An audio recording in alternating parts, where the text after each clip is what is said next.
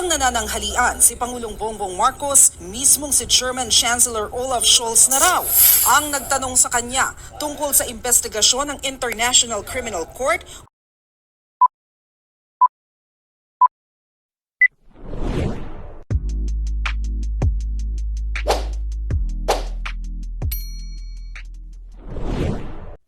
Welcome back sa aking YouTube channel. Para sa mo first time lang po manood, please click mo na yung Jeremy's TV Manila. Pero guys, wala nang bayad, libre lang. Tulong mo na lang din sa kapwa mo. Alright, thank you very much po. So, topic natin for today's video, Pangulong Bongbong Marcos sablay sa ICC doon sa Germany. Yan guys, yan ang mainit na balita. So, kasi nga guys, nandun siya ngayon, di ba? Nag-state visit siya doon. Mula March 11 hanggang 15 hanggang bukas nandun siya. So sa ngayon nasa Czech Republic na siya. So napag-usapan nung Chancellor natong si Scholz na pagdating sa ICC kung ano nga daw stand ng Pilipinas. 'Di ba? So kasi si Pangulong Bongbong Marcos umiikot ngayon sa USA. 'Di ba? Umiikot sa Canada, sa Australia, sa Belgium, sa France, at ang panghuli na nga itong Germany at Czech Republic. So alam naman natin guys, yung Europe country, mga US, pagdating sa human rights, talagang very active sila. Kaya kung mapansin nyo, kahit saang magpunta sa ibang bansa, ay tinatanong yung ICC kung anong estado ng ating bansa. Dahil alam naman nila na member tayo at umalis tayo at naging mainit ang usapan dahil sa drug war ni Duterte. So narito guys, panoorin muna natin yung balita kasi tuloy natin yung ating reaction. Right?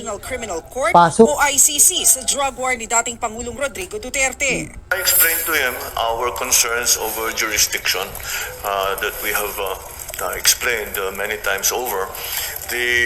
Our concerns with the jurisdiction of the ICC in the Philippines and why it is why we are not recognizing that jurisdiction and the reason behind that. Sabi ng Pangulo, malala pa rin ang problema ng illegal na droga sa Pilipinas. Pero kaysa tularan ang diskarte ni Duterte, mas tinututukan daw ng Administrasyong Marcos ang prevention at rehabilitation.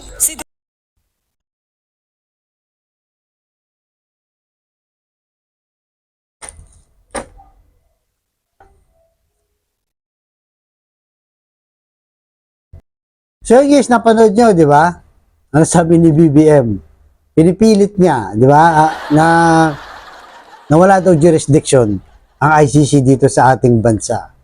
So, hindi niya alam, kaya nga lagi tinatanong yan. Dahil napaka-importante sa Europe yan, sa Western country, sa US, sa Canada, yung ICC. Hindi natin alam bakit hindi niya mabitawan itong sinasabi niyang jurisdiction.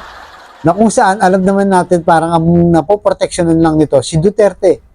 Na kung saan ngayon binibira siya lagi. Di ba? Kakatapos lang nung interview sa kanya, di ba? Kasabay nito, di ba? Nagkukwento siya na namamasyal lang daw ito si BBM sa ibang bansa. So, inihintay kasi ng mga European country na yan, kasama ng Germany dyan, na naghihintay sila ng magandang sagot kay BBM. Na dapat sana, di ba guys, ang sinabi niya, makikooperate na yung ICC at pinag-iisipan na rin, nabanggit naman niya rin to dati, di ba, na babalik, magre-rejoin ang Pilipinas sa ICC dahil nga kumalas itong si Duterte para nga lang hindi siya masita sa drug war. So sayang, di ba, sana kung sinasabi niya na pabor na siya na makipag-cooperate ang gobyerno sa ICC dahil kinikilala yun ng international community, lalo na nga sa Western, sa mga Western country guys, di ba? Okay na sana guys, yung sinabi niya na iba na yung drug war ngayon, wala nang tokhang, di kagaya ni Duterte, di ba? Wala nang tokhang at sabi niya marami nang nire-rehab ngayon at wala talagang madugong drug war sa kanyang panahon. Pero sana nilubos-lubusan na rin niya. Sinabi na rin niya sana na makiko-operate ng Pilipinas dahil kumikilala ito sa international rule of law. Kagaya ng lagi niyang binibida, di ba? Sa West Philippine Sea, na panalo tayo sa arbitral ruling sa The Hague, dun sa Netherlands. Dahil international rule of law yan, di ba?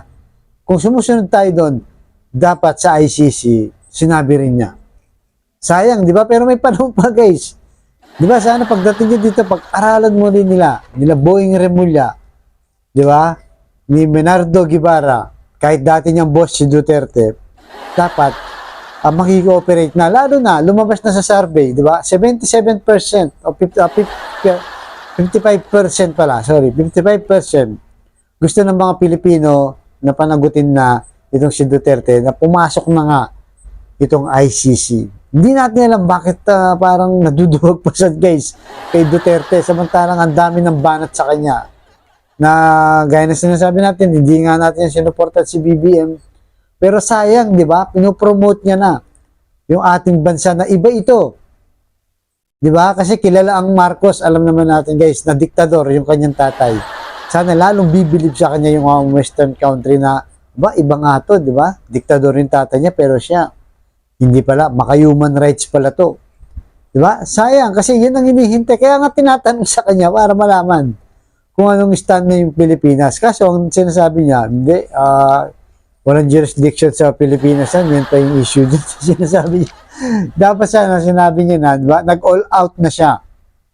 Dahil total, binibira naman niya na ayaw niya yung naging war on drugs ni Duterte. Dapat, yun na yung ginawa niya. Kasi guys, ang totoo yung ICC na yan, wala naman sa kinalaman dyan di ba? Si Duterte lang ang problema yan. Gaya na sabi natin, sa survey, gusto na ng Pilipino na papasukin na yung ICC para managot na nga yung may sala dyan. Sila Duterte, sila Bato, di ba? So, hindi lang natin alam, guys. Baka mamaya, dahil wala pa yung warrant of arrest, kaya ganun pa lang yung stand ni BBM. Pero pag lumabas na yung warrant of arrest ng ICC, doon tayo lalo magkakaalaman. Kung saan, dyan kinakabahan ang kampo ni Duterte dahil pa iba-iba rin daw. Pareho lang sila na pa iba-iba ng statement. Hindi sila consistent, guys. So, antayin natin, guys, baka mamaya, di ba? Magbago nga ang isip ni BBM pag lumabas na yung warrant of arrest kasi nakita na doon. Di ba? Sa pagpunta-punta na sa ibang bansa, sa Europe, sa Germany, di ba? Sa Canada, US, laging tinatanong yung ICC na kung saan parang nag-isabagal pa, di ba? Nakakahadlang pa. Imbis na yung pagpunta niya doon, pag-invite ng mga investor, tuloy-tuloy na kinikilala na siya ng international community. Right, guys? So, guys, ano sa tingin nyo? Dapat ba itong si Pangulong Bongbong Marcos mag-all out na? Di ba? Makipagtulungan na talaga sa ICC. Huwag nang itindihin itong si Duterte. Sinisiraan lang naman din siya, di ba? At para, siyempre, hindi lang para siraan si Duterte, kundi para na rin sa mga biktima. Para magkaroon ng katarungan, yung mga naghahabol na kababayan natin na napaulat na 30,000 niya, di ba? At 7,000 ang sinasabi ng PNP, pero sa mga human rights group, nasa 30,000 yan. And guys, kayo, malaya po kayong mag-comment. So, ganito na lamang po guys. Abangan nyo sa sunod kong vlog. Thank you very much.